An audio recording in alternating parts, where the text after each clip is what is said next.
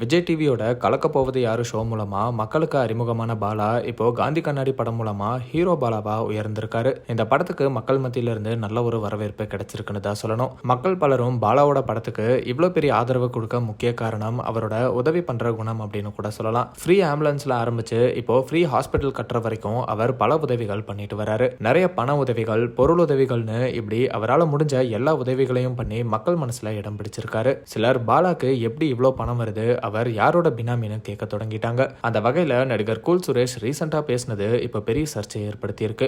அவர் என்ன பேசியிருந்தாருன்னா, பாக்குறவங்களுக்கு எல்லாம் உதவி பண்ற அளவுக்கு, ஃப்ரீ ஹாஸ்பிட்டல் கட்டுற அளவுக்கு இந்த பாலாவுக்கு எங்க இருந்து இவ்வளவு பணம் வருது? அவர் ஒன்னும் ராஜ பரம்பரையோ ஜமீன்தார் வீட்டு பையனோ இல்ல, அவனுக்கு பின்னாடி யாரோ இருக்காங்க.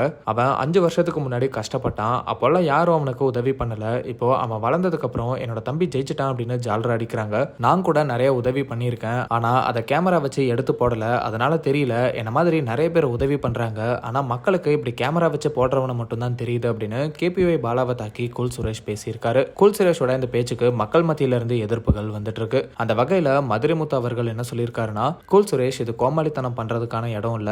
ஒருத்தர் ராத்திரி பகல்னு பார்க்காம சிரிக்க வச்சு சம்பாதிச்சு கஷ்டப்படுறவங்களுக்கு கொடுக்கறவனை ஊக்கப்படுத்தல அப்படின்னாலும் பரவாயில்ல, இப்படி உதாசனப்படுத்தக்கூடாது. பணம் எங்க இருந்து வருது அப்படிங்கிறது முக்கியம் இல்ல, மனம் எங்க இருந்து வருது அதை பாரு, நீயும் கத்துக்கோ, எளியவர்களுக்கு உதவி பண்ண பழகிக்கோ அப்படின்னு மதுரைமுத்து கூல் சுரேஷ்க்கு பதிலடி கொடுத்திருக்காரு. பாலாவும் ரீசெண்ட் இன்டர்வியூல நிறைய பேர் இப்போ எனக்கு எங்க இருந்து பணம் வருது, யாரோட பினாமி, இவனுக்கு பின்னாடி யாரோ இருக்காங்க அப்படின்னு எல்லாம் பேசிட்டு இருக்காங்க. நான் சம்பாதிச்சு உழைச்ச பணத்தை தான் உதவி பண்றேன், என் பின்னாடி யாரும் இல்ல, மக்கள் தான் இருக்காங்க. இப்படி நம்ம உதவி பண்றத தப்பா பேசும்போது கஷ்டமா இருக்குன்னு வருத்தப்பட்டு பேசியிருந்தாரு. இந்த ஒரு சூழ்நிலையில கூல் சுரேஷ் இப்படி பேசியிருக்கிறது சர்ச்சை ஏற்படுத்தி இருக்கு.